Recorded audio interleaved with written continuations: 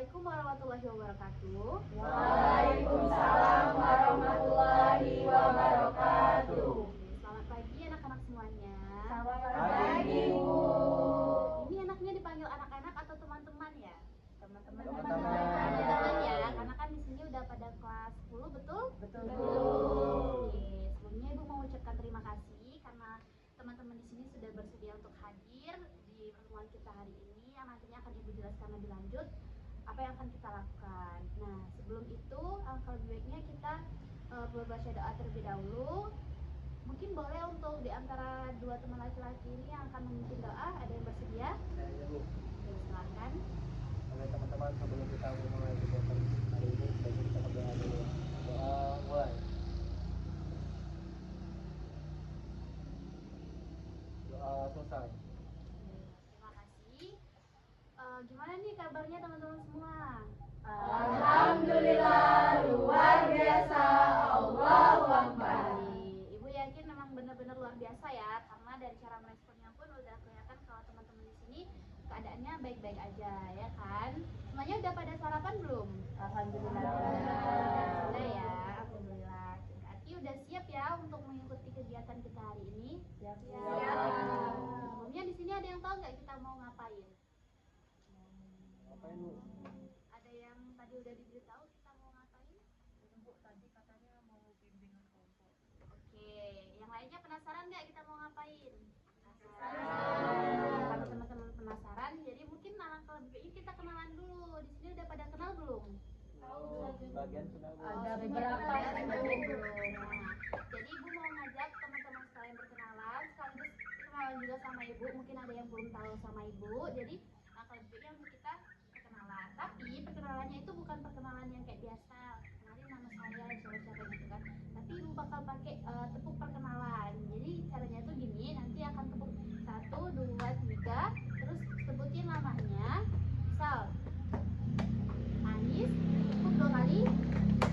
Hobinya apa? Paham anak-anak teman-teman semuanya? Paham. Ya, jadi kita mulai dari Ibu, lalu langsung ke di sebelah kanan Ibu dan bergilir sampai ke sebelah kiri Ibu dan kembali lagi ke Ibu ya. Kita mulai 1, 2, 3. Anis menyanyi. Syabila baca. Tia menyanyi.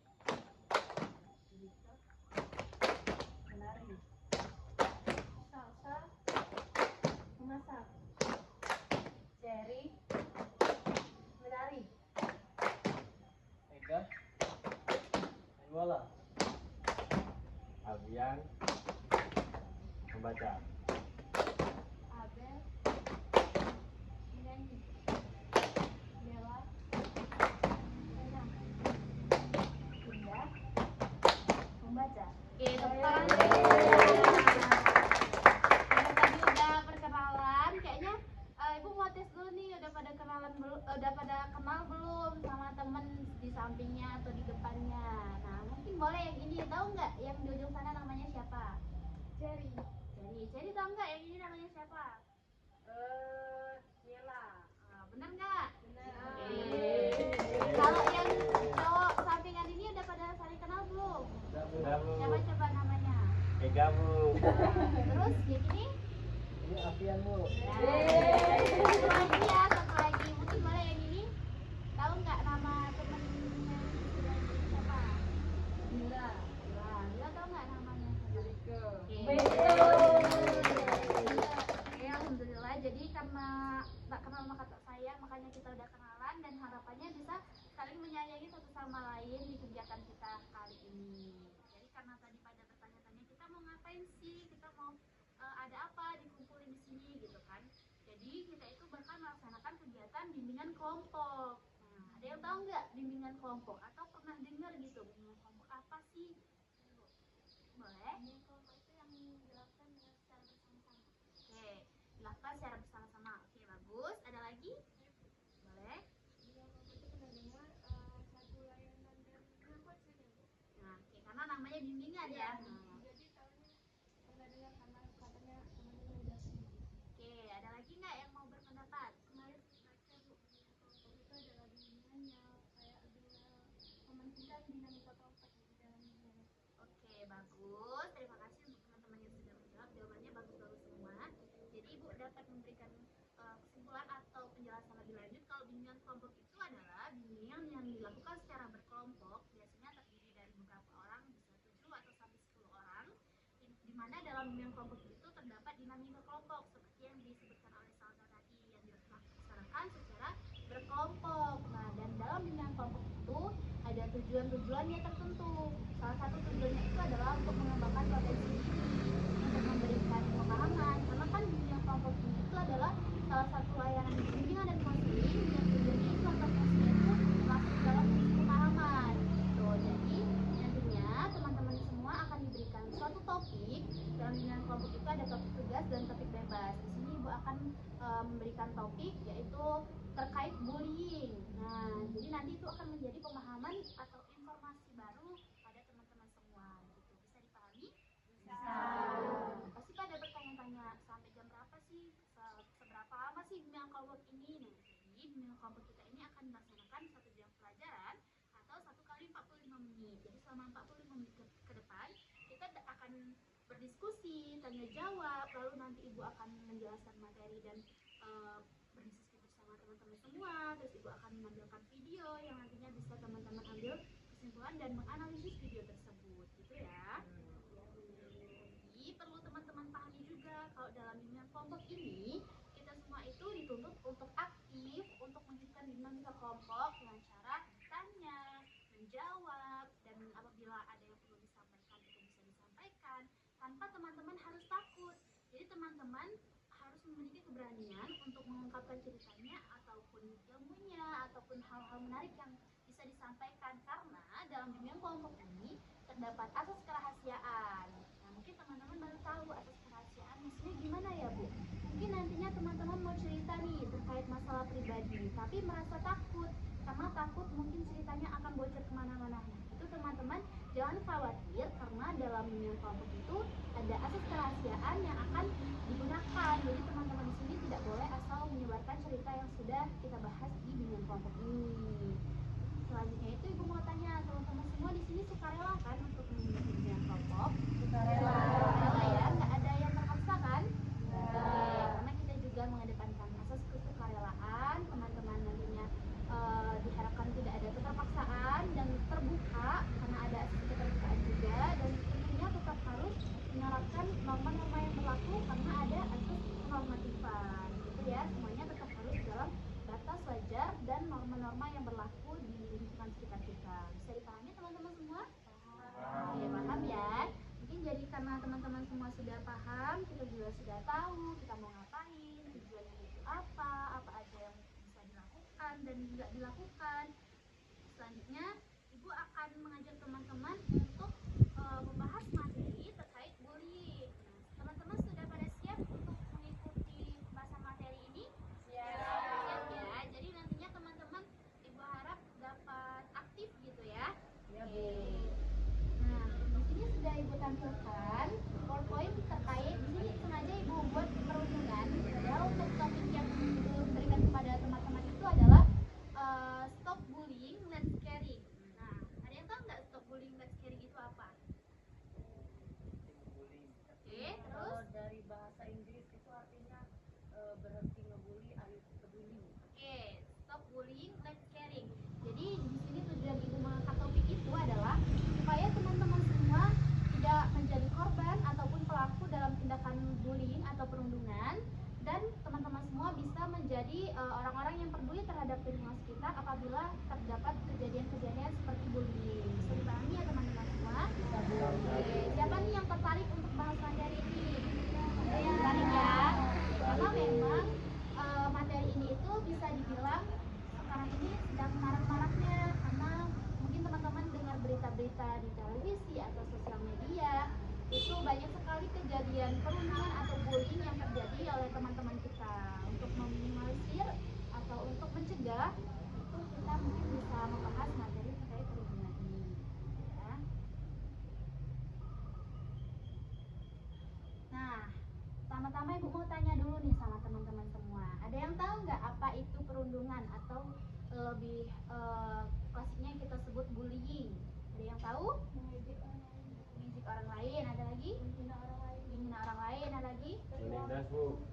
tertindas. Oke, ada lagi? Memojokkan, menjelekkan orang lain, merugikan orang lain, lalu ada lagi? Tindak kriminal boleh. Oke, perilaku tidak terpuji. Nah, dari semua yang sudah disebutkan teman-temannya, ada yang bisa simpulin nggak satu aja penjelasan dari apa itu perundungan? Ada yang bisa? Boleh, silakan. Jadi perundungan itu suatu perilaku yang tidak baik, termasuk perilaku yang tidak terpuji, di mana dilakukan oleh seorang individu kepada individu lainnya. Jadi individu yang terkena perundungan itu merasa dia tidak diinginkan, merasa dia dikucilkan, bisa jadi dia dipukul atau bisa jadi sangat merugikan untuk orang yang dibully. Betul sekali ya. Jadi apa yang sudah disampaikan oleh Lala tadi, kalau perundungan atau bullying itu adalah suatu tindakan yang tidak terpuji, suatu tindakan di mana korbannya itu merasa tertekan, merasa tertindas, dan itu menimbulkan dampak yang sangat berbahaya. Gitu ya teman-teman. Bisa dipahami teman-teman semua? Bisa ya. Kita lanjut. Nah, di sini Ibu sudah ambil satu kesimpulan terkait pengertian dari perundungan sendiri secara lebih jelas. Perundungan atau bullying adalah perilaku tidak menyenangkan, seperti yang sudah disebutkan tadi kan, di mana pelaku atau di mana korbannya itu merasa tertindas, baik secara verbal atau fisik ataupun sosial di dunia nyata maupun di dunia maya. Jadi perundungan atau bullying ini tidak hanya terjadi di dalam dunia nyata saja, tapi bisa juga di dunia maya, seperti yang saat ini mungkin teman-teman semua sudah pada tahu di sosial media kayak TikTok atau Instagram, pasti ada aja tindakan bullying yang terjadi oleh rekan-rekan kita di luar sana. Perundungan juga membuat seseorang merasa tidak nyaman, sakit hati, dan tertekan.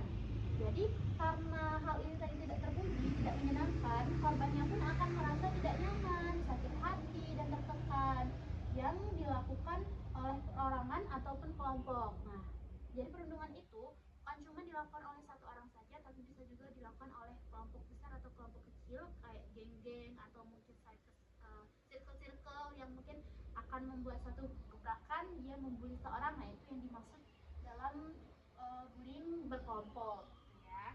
Bisa dipahami teman-teman semua? Bisa. Oke.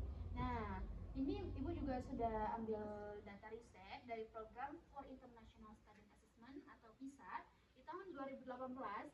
Ini data terakhir yang Ibu dapat untuk tahun sekarang. Ibu belum tahu karena ini di sosial media itu adanya yang 2018. Indonesia berada di urutan ke-5 tertinggi dari 78 negara sebagai negara yang paling banyak murid mengalami perundungan atau bullying. Teman-teman bisa bayangkan, 5 dari 78 itu adalah perbandingan yang sangat jauh sekali. Berarti Indonesia itu termasuk negara yang banyak sekali terjadi perbuatan perundungan atau bullying. Gimana nih tanggapan teman-teman semua? Kalau misalkan Indonesia aja berada di urutan kelima, berarti orang-orangnya memang banyak melakukan bullying, betul? Betul. Betul ya. Di sini bisa teman-teman lihat, ini adalah salah satu bentuk animasi di mana seseorang mengalami bullying. Secara apa nih? Nanti kita akan bahas lebih lanjut ya. Nah, sini ada 3 komponen dari perundungan atau bullying. Yang pertama itu kekuatan yang tidak seimbang atau power imbalance. Ada yang bisa jelaskan maksudnya kekuatan yang tidak seimbang ini apa? Mungkin boleh kalau mau berpendapat. Oke, silakan. Itu maksudnya kekuatan tidak seimbang tuh kayak misalnya kayak ini besar tinggi Bu ya, membuli yang kecil yang pendek gitu Bu ya. Oke, bisa jadi. Terus ada lagi? Jadi mungkin di sekolah itu dia merasa lebih berkuasa gitu, jadi membuli teman-teman yang tidak punya teman atau yang lebih lemah gitu. Oke, boleh ada lagi? Mungkin dia merasa kalau dia tuh anak orang kaya Bu. Jadi Hmm. kalau misalnya ada anak yang ekonominya lemah, dia merasa bahwa kamu tuh lebih lemah. Oke, betul sekali ya. Jadi jawaban yang sudah disampaikan oleh Ega, Salsa, dan Yudinda tadi itu sudah benar. Jadi kekuatan yang tidak seimbang di sini itu maksudnya adalah misalkan pelaku itu dia merasa berkuasa baik secara finansial maupun secara fisik tubuh atau dalam hal lainnya dia merasa unggul, sehingga korban tadi itu berada jauh di bawahnya. Dan kekuatan yang tidak seimbang itu maksudnya korban itu tidak bisa untuk melawan, tidak bisa untuk melakukan suatu pergerakan karena tindakan yang dilakukan oleh pelaku tadi itu memang pelaku ini orang yang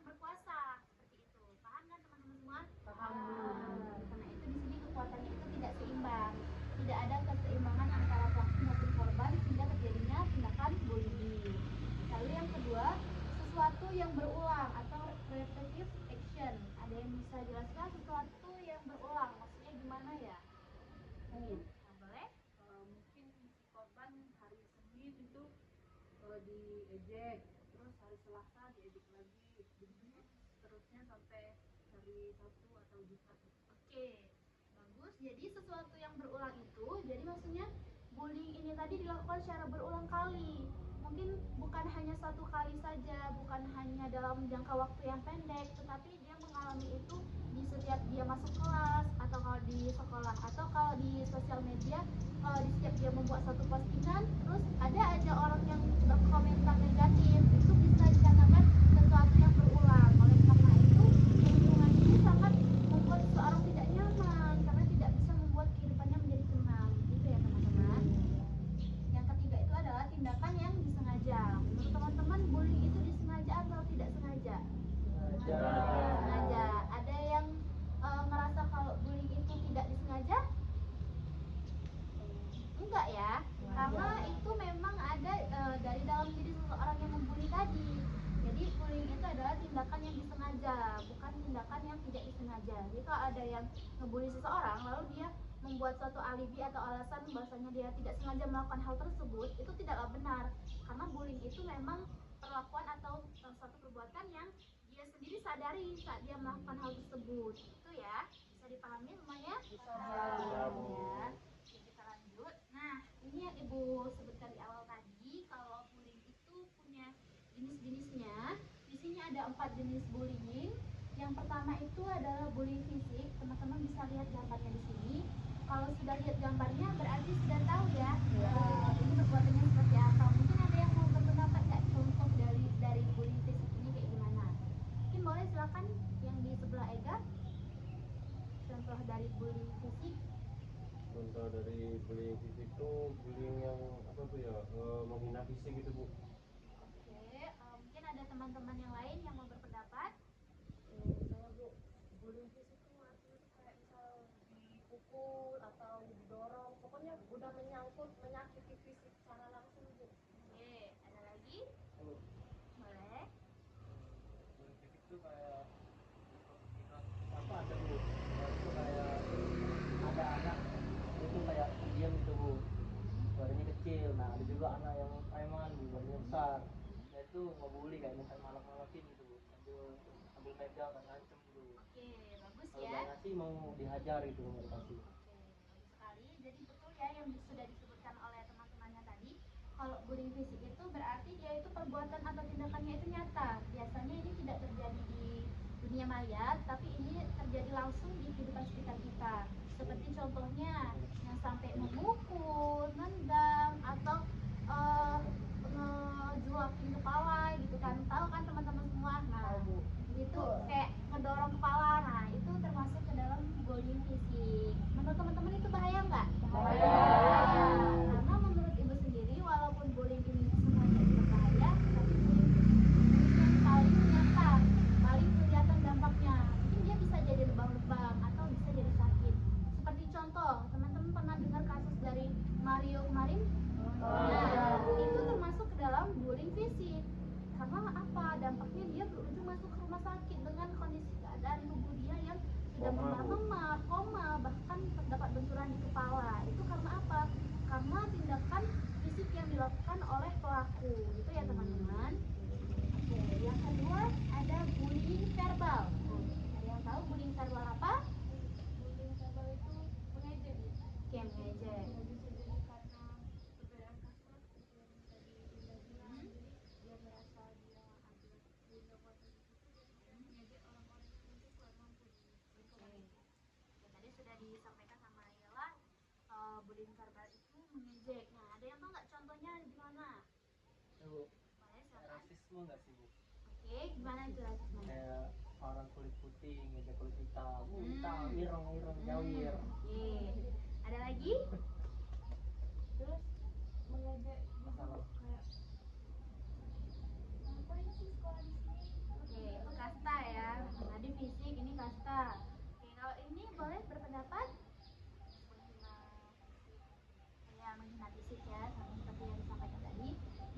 verbal itu lebih kepada pengucapan kata-kata yang dilontarkan oleh seorang pelaku kepada korban. Misalkan tanpa kalian sadari, kalian itu sudah berbicara kayak ngatain temennya gitu kan. Sebenarnya itu memang real murni dari diri kalian sendiri ngatain gitu kan. Tapi teman-teman semua nggak sadar kadang kalau itu termasuk ke dalam bullying verbal. Nah, jadi bullying verbal itu termasuk ke dalam bullying yang mungkin lebih menyakiti perasaan mental atau hati seseorang ya, karena dikatain kayak yang disebutin sama Ega tadi, ireng gitu kan. Nggak tahu aja orang yang dikatain ireng tadi mungkin merasa tersinggung, sakit hati, dan merasa tidak nyaman dan merasa terbully gitu teman-teman ya. Lalu yang ketiga ada bullying relasional. Ada yang mau berpendapat maksudnya apa? Kenapa apa ibu? Oke, jadi jelaskan sedikit. Bullying relasional itu dia lebih kepada tindakan seperti contohnya nih ya, kamu mungkin memberi tatapan tajam, sinis, atau mencibir seseorang. Dia nggak jauh beda dengan verbal, tapi lebih kepada tindakan juga. Tindakannya itu bisa sinis tadi ya, sinis yang ibu bilang tadi. Padahal kamu nggak ada melotot atau sinis ke orang tersebut kan. Tapi memang kamu ngeliatin orang itu kayak gitu kan, itu sudah termasuk kepada bullying. Mungkin orang yang dilihatin tadi itu merasa nggak nyaman ataupun merasa tertekan gitu ya.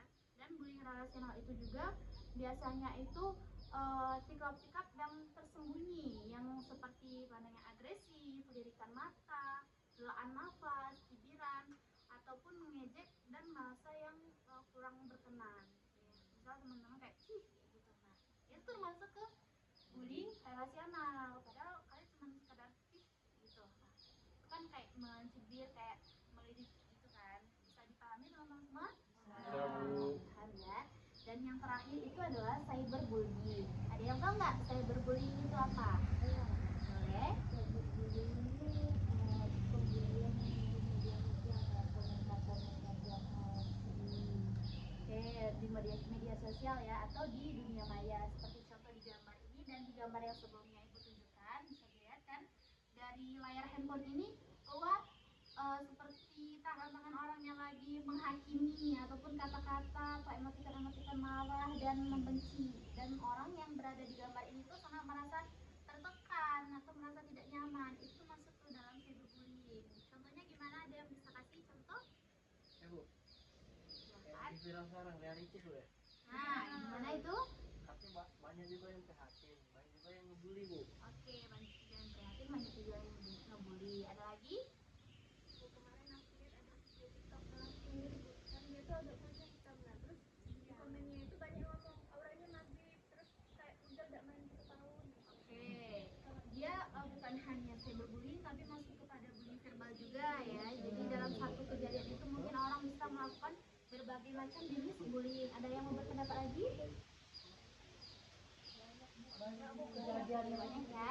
Bahkan teman-teman perlu ketahui, cyberbullying ini tidak hanya mengancam orang yang dewasa saja atau anak sekolahan, tapi bisa juga anak-anak kecil yang diposting dengan orang tuanya itu bisa menjadi korban dari cyberbullying. Padahal mereka nggak memainkan media sosial, tapi mereka bisa menjadi korban dari cyberbullying karena kejamnya ketikan atau parahnya perilaku dari orang-orang yang membuli tadi. Padahal anak kecil itu nggak tahu apa-apa, itu termasuk ke dalam cyberbullying. Nah, setelah 4 jenis perundungan yang sudah ibu sampaikan dan sudah teman-teman bahas bersama tadi, di sini ada nggak teman-teman yang pernah mengalami jenis-jenis dari perundungan ini?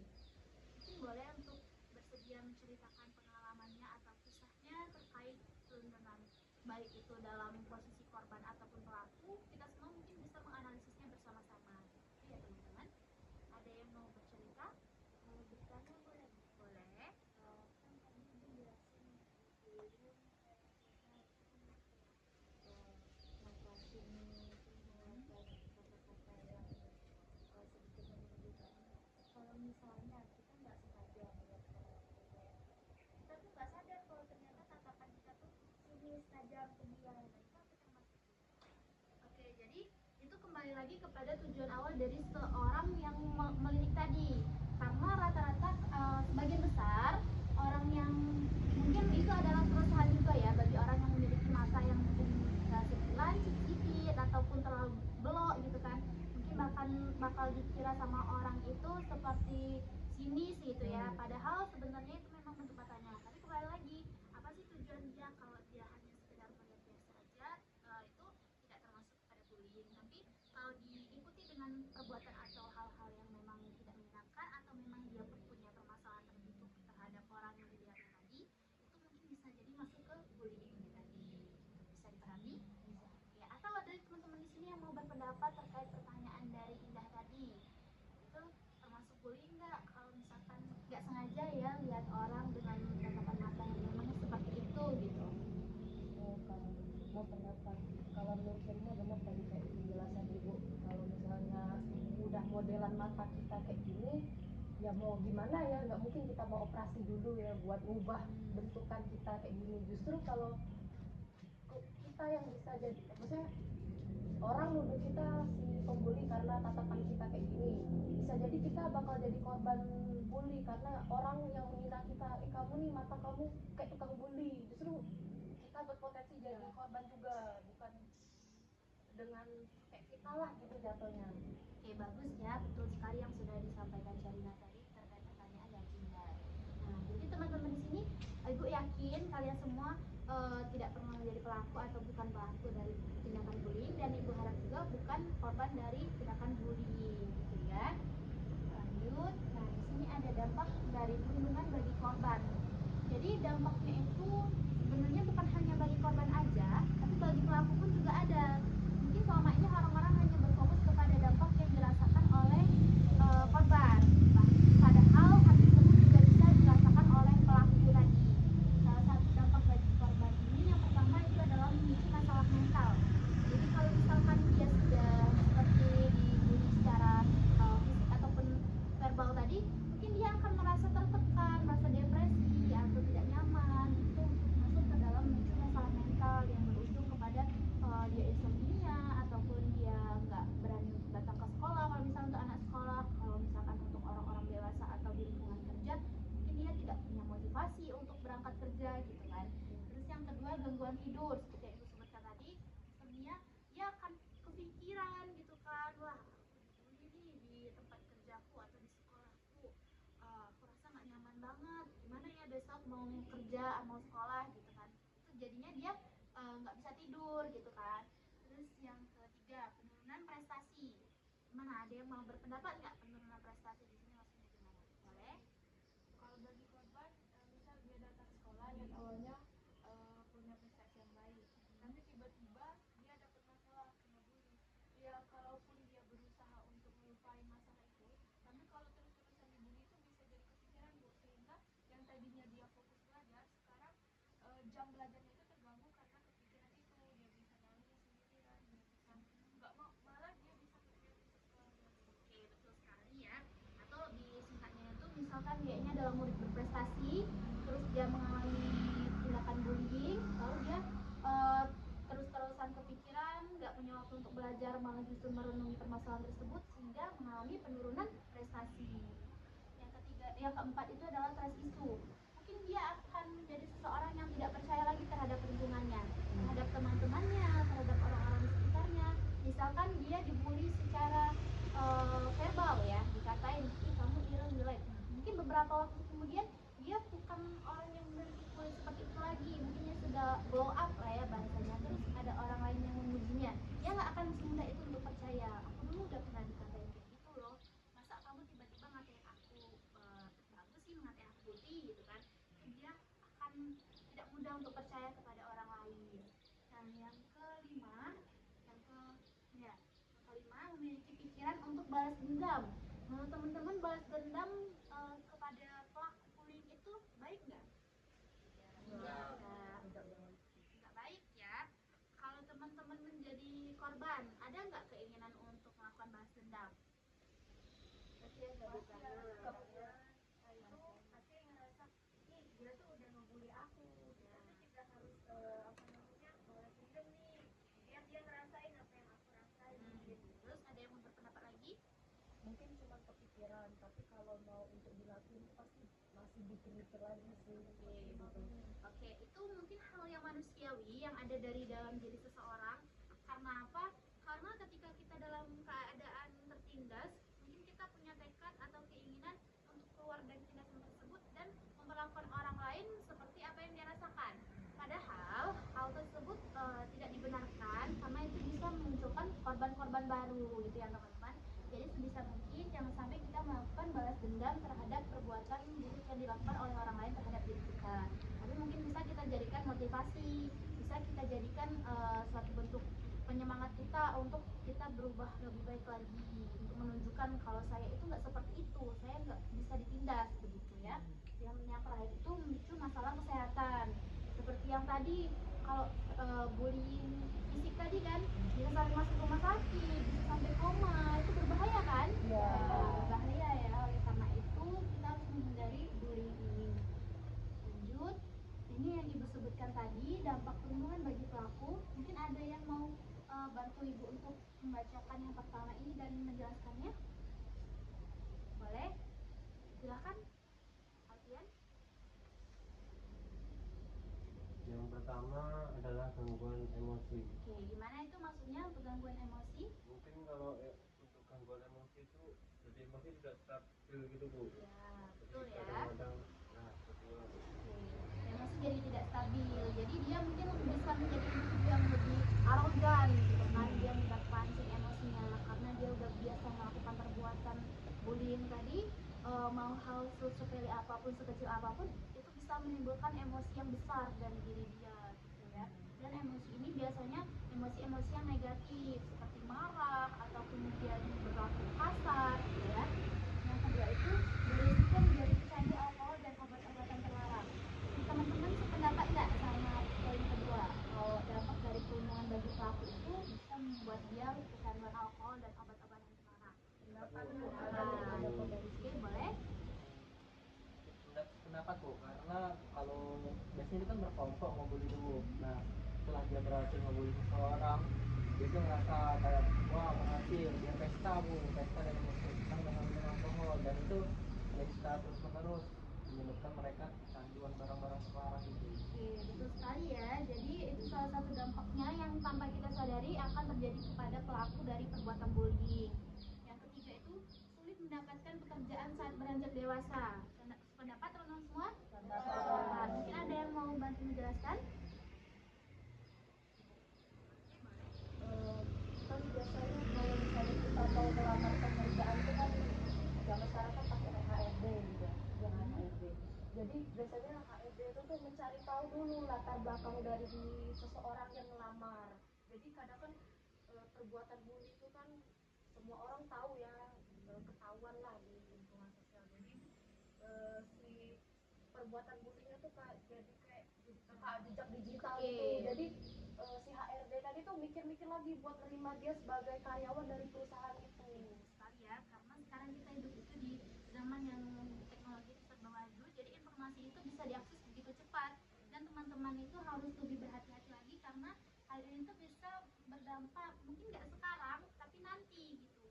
Dan kita juga kan punya riwayat hidup, punya orang-orang yang ada di sekitar kita yang mungkin bisa menjadi juru untuk mendapatkan informasi terkait diri kita sendiri saat kita mau melamar pekerjaan nanti.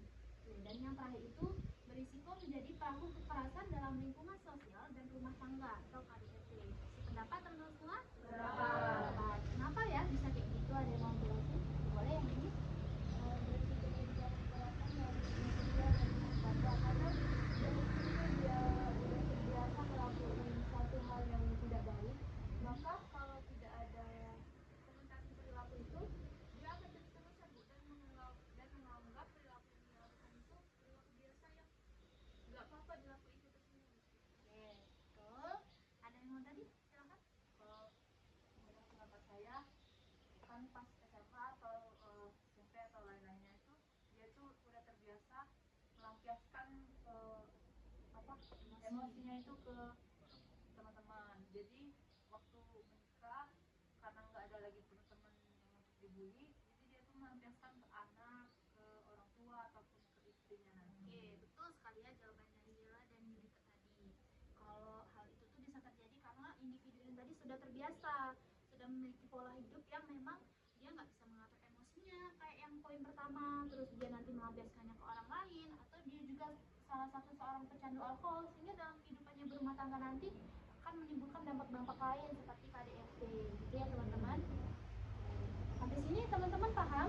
Paham ya. Nah, di sini itu ada pertanyaan lagi, tapi sebelum masuk ke pertanyaan ini, kayaknya teman-teman udah pada ngantuk nih. Itu ya, benar nggak? Benar. Tapi tadi materinya paham kan teman-teman? Paham. Ya. Nah, karena teman-teman di sini kayaknya udah pada ngantuk, kayaknya kita ice breaking dulu nih. Jadi ice breakingnya itu adalah tebak emoticon menjadi sebuah judul lagu atau lirik lagu gitu. Ada yang pernah tahu nggak? Belum. Kayaknya Pernah, ada yang pernah lihat. Serius nih, yang lainnya belum pernah? Belum. Mungkin yang belum ini nanti ikut bermain juga nggak apa-apa ya. Jadi nanti Ibu akan menunjukkan emoticon atau gambar emoji. Teman-teman boleh menebak dari emoji itu tuh judul lagunya apa ya. Oke. Contohin dulu. Ya, kita langsung Wah, coba. kita langsung aja nggak sih? Karena Ya. perlu dinyanyiin dulu nggak Bu? Aduh. Supaya nggak ngantuk kayaknya perlu ya dinyanyiin. Oke, ini gambar yang pertama. Satu, dua, tiga. Yuk, Oke, boleh? hati-hati jalan, Bu. Hati-hati di jalan. Bener nggak? Tidak Tahu ya? Ini emojinya apa? Seru. Terus orangnya lagi apa? Seru di jalan. Oke, bener nggak jadi hati-hati di jalan? Betul ya? Mungkin boleh dinyanyiin nggak Nyanyi dong. sih? Nah, ini. Tahu nggak lagunya? Jalan. Ya. Perjalanan membawaku. Kita lanjut ya. Mungkin kita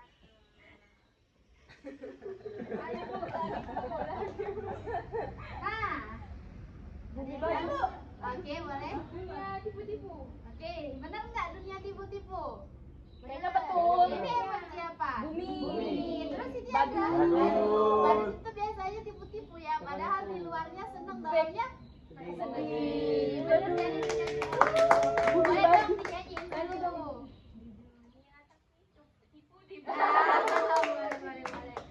Oke.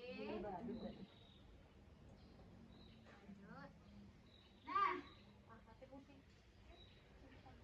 Aku tahu Bu, kasih putih deh. nah gimana? Bener nggak teman-teman? Coba dong. Nyanyi dong. Kayak mana? Ya. Ya, gimana? Iya, Bang. Bener nggak? Itu kan. Ini ada emoji apa? Terus ini Bola. Putih. berarti dia Kasih putih. Cinta putih. apa?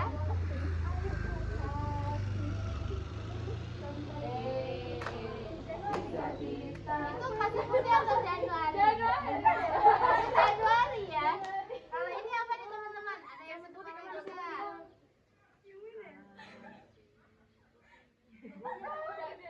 Oke, jadi untuk lagunya nggak tahu ya, tapi ini judulnya benar kasih putih.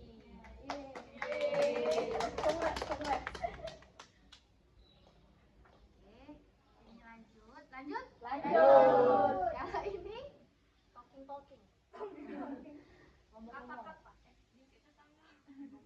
ayo, ada yang tahu nggak? Bermuka dua.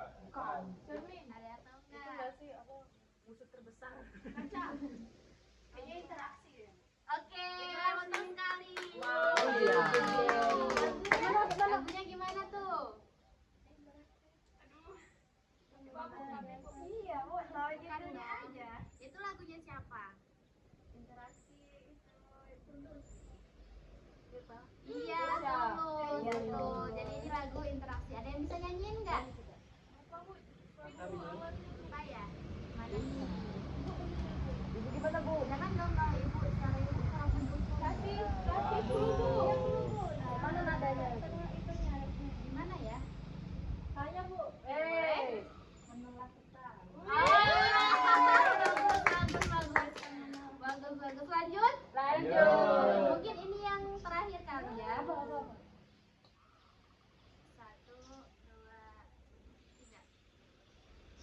terakhir Bu. Ada dulu. Ya udah, Ya, nggak apa-apa. rapian aja. Pesan terakhir ya. Ayo, Terakhir. Ya.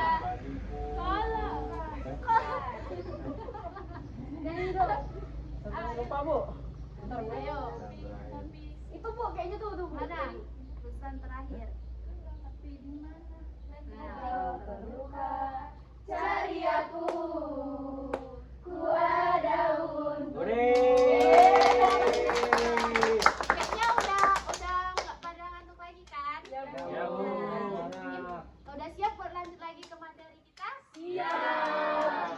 Untuk materi selanjutnya ini Ibu nggak kasih lagi penjelasan, tapi Ibu mau minta teman-teman untuk berpendapat nih, bagaimana sih upaya mencegah, menanggapi dan mengatasi perundungan? Karena tadi kita udah bahas perundungan itu apa, jenisnya apa aja, contohnya apa aja, dan dampaknya apa. Terus gimana ya caranya untuk mencegah, caranya untuk menanggapi kalau kita ada di posisi baik korban maupun pelaku, ya? Mungkin boleh kepada teman-teman yang mau. Oke, silakan. Kalau kita di sekolah melihat pelaku apa tadi perundungan atau bullying itu kita bisa laporkan ke guru atau kepala sekolah atau mungkin guru aja. Oke. Terus kalau di lingkungan sekolah mungkin boleh dilaporkan ke guru. Oke, terus ada lagi? Boleh, silakan. Untuk mencegah mungkin itu Bu, mencari teman-teman yang dirasa tuh agak toksik. Misalnya kalau misalnya dia tuh kita ngatain orang tuh kita nggak usah terlalu dekat dengan orang. Oke, betul. Lalu ada lagi? Ya Bu. Ya. Ya, dengan mengajak teman-teman yang kurang interaksi, bukan biasanya ada orang pendiam itu Bu. Nah, orang pendiam itu biasanya rawan kena bully. Nah, kita ajak, kita rangkul untuk berteman Bu. Jadi mereka tidak sendirian. Oke, bagus sekali ya. Ada lagi yang mau berpendapat? Silakan. Jangan sungkan untuk cerita Bu, apalagi terutama sama orang tua. Kadang tuh kan korban-korban bullying itu kan sungkan untuk cerita, terutama orang tuanya. Jadi usahain untuk cerita apapun kejadian di sekolah itu ke orang tua. Jadi kalau emang kamu ada kena bully, orang tua tuh bisa sigap untuk menghentikan itu lah, nge-backup Oke, pokoknya. bagus sekali. Ada lagi? Ini Bu, biasanya kan bully juga mungkin ada yang tiba-tiba ngebully tapi ada juga yang mungkin ada alasan nih kenapa dibully. Jadi kita juga harus jaga perilaku kita biar enggak menimbulkan rasa seseorang itu ingin ngebully kita dan juga kita tidak menimbulkan rasa ingin membully orang. Oke, bagus ya yang sudah disampaikan oleh teman-teman tadi. Jadi untuk yang pertama nih upaya mencegah tadi mungkin bisa seperti yang disampaikan Ega. Kita ajak orang-orang yang kayak kemungkinan jadi bully itu besar, kita rangkul dia, kita ajak dia untuk selalu bersama kita kayak ngobrol atau ke kantin bareng atau diajakin lah ya temenan gitu kan. Nah untuk menanggapinya kalau ada yang kena bully mungkin kayak kata Yuri tadi bisa dilaporkan ke guru gitu kan. Terus untuk mengatasinya mungkin bisa dengan kita ya kita harus menjaga waktu kita bukan kita untuk tidak membuli orang ataupun menjadi korban gitu ya teman-teman. Ya, Bisa Bu. dipahami? Bisa, Bu. Ya, Ibu yakin teman-teman di sini sudah paham semua. Nah, di sini Ibu mau mengajak teman-teman untuk menonton video tindakan bullying. Di sini nanti teman-teman Ibu harap bisa memberikan pendapatnya masing-masing. Gitu ya.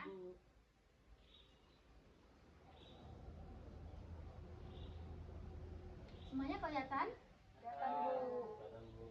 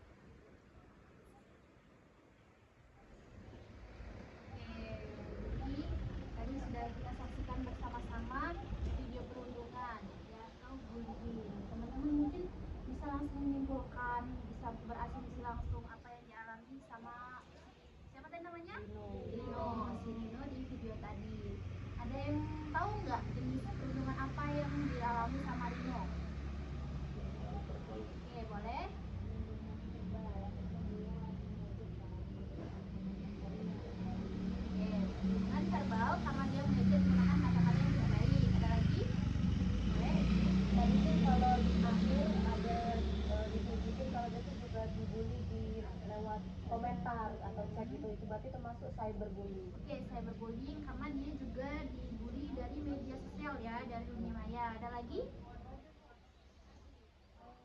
Dari tindakan teman-temannya itu memperlihatkan kalau mereka tuh nggak suka ada Nino, jadi termasuk relasional juga Bu. Oke, jadi bullying relasional ya, karena dia memberikan tatapan tajam, tatapan tidak suka kepada si Rino tadi. Terus ada lagi?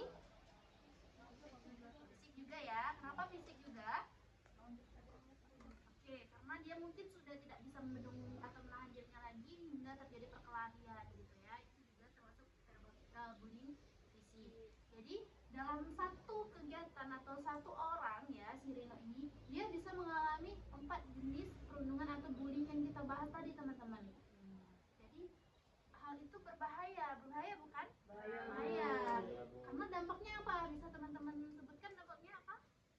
Boleh. Penurunan prestasi. Penurunan prestasi. Ya, pasti di sekolah jadi malas dan jadi Nggak naik kelas ya. sekolah itu penjara begitu ya. Ada lagi? Gangguan emosi. Gangguan emosi. Emosinya tidak terkontrol. Boleh. Ada lagi? Kurang percaya diri. Kurang percaya diri. Dia jadi insecure gitu ya. Nggak percaya karena dihina secara verbal juga tadi kan. Ada lagi yang mau berpendapat? Perilakunya juga berubah Bu. Tadi dia bilang dari dia yang ceria, tapi sekarang dia jadi pemikiran sekolah cuman hanya kayak formalitas saja buat dia. Betul ya. Jadi apa yang sudah disampaikan teman-teman tadi semuanya sudah benar semua. Jadi baik dari sikap dia, emosi dia, terus prestasi akademik dia, semuanya itu berpengaruh karena tindakan bullying yang dialaminya tadi. Di sini dia sebagai korban. Untuk pelaku apa? Pelaku juga pasti ada dampak-dampaknya ya. Mungkin dia juga menjadi individu yang mungkin merasa berkuasa atau merasa tinggi gitu kan, superior. Nah itu sangat berpengaruh terhadap kehidupan sehari-harinya gitu ya teman-teman. Nah jadi dari video dan pembahasan materi tadi itu kenapa ibu akan topiknya itu stop bullying that's scary, karena tadi teman-teman lihat nggak kalau dia itu nggak ada yang peduli sama dia, semuanya satu kelas ikut membuli dia. Padahal yang dialaminya tadi itu adalah suatu hal yang membuat dia merasa tertekan, merasa tidak nyaman, tapi tidak ada yang peduli dengan dia. Sehingga itulah kenapa ibu bilang stop bullying tadi, karena hal tersebut berbahaya, dan let's caring tadi supaya kita bisa lebih peduli lagi baik terhadap teman-teman kita yang tidak mengalami bullying maupun yang lebih pasti itu teman-teman yang mengalami bullying seperti si Rino tadi. Gitu ya teman-teman. Bisa dipahami? Oke, nah karena kegiatan kita itu akan berakhir, tadi kita sudah membahas materi, juga kita sudah menonton video, sudah diskusi tanya jawab, interaksi teman-teman juga sudah sangat bagus. Ibu mau minta nih satu atau dua orang untuk memberikan kesimpulan terhadap keseluruhan yang sudah kita bahas bersama-sama tadi. Boleh? Jadi kalau terkait kata ibu tadi, kalau topiknya itu kan stop bullying that's caring, jadi artinya tuh ketimbang ini pakai bahasa sendiri nggak apa-apa ya Bu. Jadi ketimbang kita ngebully orang yang tidak sesempurna kita, mungkin kita menganggap diri kita tuh lebih sempurna dari orang lain, ketimbang kita membuli orang tersebut karena kekurangannya, lebih baik kita tuh ngerangkul dia, kita harus peduli sama dia, karena perbuatan membuli itu tuh nggak bagus, nggak keren sebenarnya, malah itu termasuk ke dalam ranah kriminal jatuhnya. Jadi bukan cuma orang lain juga yang bakal rugi, diri sendiri sebagai pelaku pun bakal rugi. Betul sekali ya. Jadi marilah kita saling merangkul daripada kita membuli gitu ya. Ada lagi yang mau berpendapat? Mungkin yang cowok boleh perwakilan satu. Karena yang cewek udah. Cowok boleh mau memberikan kesimpulan, boleh. Jadi menurut saya Bu, kan tuh kayak perbuatan bullying ini sangat-sangat merugikan orang lain Bu, merugikan orang tua juga kan Bu, jadi pihak yang dibully maupun pihak yang dibully. Nah, terus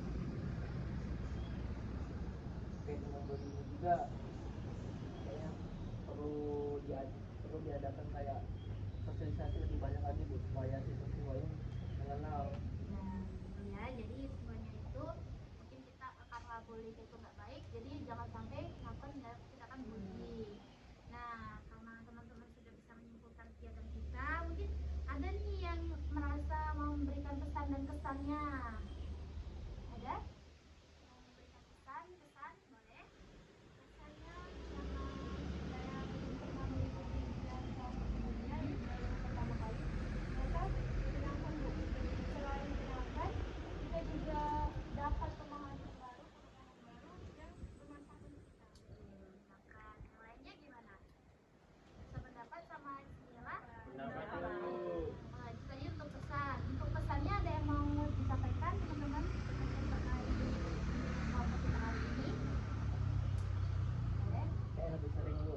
sering Betul, ya. harus Oke. sering-sering. Nah, pas banget tadi si Ega bilang lebih sering. Jadi karena kita sudah berada di ujung kegiatan, ibu mau mengajak teman-teman semua berkomitmen nih untuk tidak melakukan tindakan bullying dan juga mencoba untuk mencegah, mengatasi maupun pokoknya teman-teman jangan selalu melakukan bullying tadi.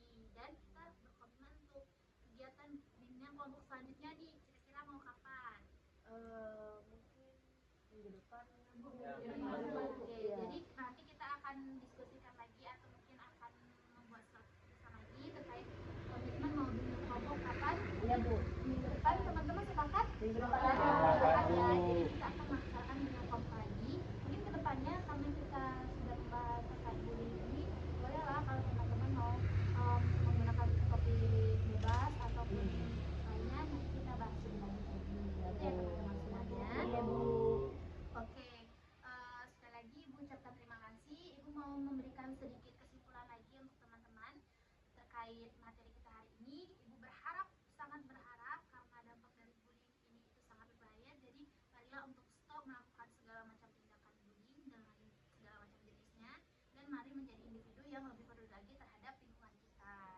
Nah, setelah ini juga Ibu akan membagikan lembar kerja kepada teman-teman sekalian dan lembar kepuasan untuk teman-teman isi terhadap kegiatan bimbingan kelompok kita hari ini. Gitu ya teman-teman. Ya, Bu. Oke, kita mungkin tutup kegiatan bimbingan kelompok ini dengan mengucapkan lafaz hamdalah. Alhamdulillahirabbil alamin. Ibu senang sekali dan mengucapkan banyak terima kasih kepada teman-teman semua karena sudah bersedia mengikuti bimbingan kelompok ini. Semoga ilmu yang sudah kita bahas tadi, pengalaman ataupun segala hal menarik yang sudah kita bahas tadi itu bisa menjadi pembelajaran, mungkin pembelajaran baru maupun pembelajaran yang dapat teman-teman simpan dan untuk yang baiknya itu boleh disebarkan gitu ya. Ya Bu. Ya, Bu. Sekali lagi Ibu mengucapkan terima kasih. Mohon maaf bila ada kesalahan. Ibu akhiri, wassalamualaikum warahmatullahi wabarakatuh. Waalaikumsalam warahmatullahi wabarakatuh. Terima kasih Bu.